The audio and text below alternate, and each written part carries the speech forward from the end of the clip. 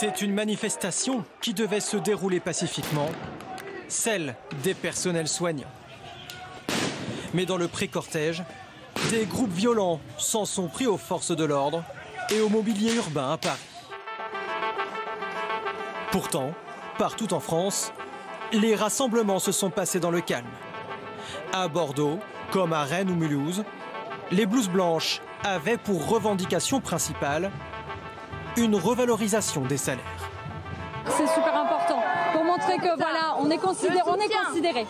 Là aujourd'hui, après la crise Covid, mais les problèmes étaient là bien avant, on demande une augmentation de salaire propre, massif pour tous les hospitaliers, du matériel, des effectifs, des recrutements, et une identité et vraiment une considération certaine. Une frustration, car l'attente est à la hauteur des promesses du gouvernement. Le 25 mai dernier, Édouard Philippe lançait le Ségur de la santé, un vaste plan pour améliorer l'hôpital public. La crise exige de nous non pas nécessairement de changer de cap, mais très certainement de changer de rythme. Ce que la crise exige de nous, c'est que le rythme du changement et les moyens nouveaux pour l'hôpital changent le quotidien des personnels soignants dans les tout prochains mois.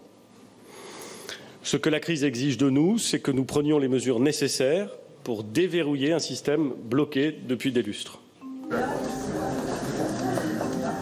Bonjour. Depuis fin mai, le gouvernement consulte les partenaires sociaux pour réorganiser l'hôpital en profondeur. Car la France est championne d'Europe du personnel administratif. Il représente à l'hôpital un tiers des employés, loin devant l'Italie, l'Allemagne ou l'Espagne. Les dépenses de santé sont elles aussi des plus importantes. Plus de 9% du PIB français, juste derrière l'Allemagne. Pourtant, les personnels soignants restent sous-payés par rapport aux autres pays de l'OCDE. En plus d'une revalorisation de salaire, les syndicats demandent aussi plus de lits. Ils veulent pérenniser les capacités en réanimation débloquées pendant la crise sanitaire.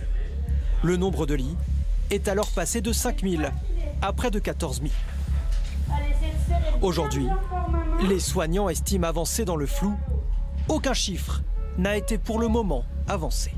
Il faut montrer qu'on est là, que les promesses doivent être tenues, parce que sinon on reviendra. Le gouvernement présentera les mesures de ce plan Ségur à la fin des consultations début juillet.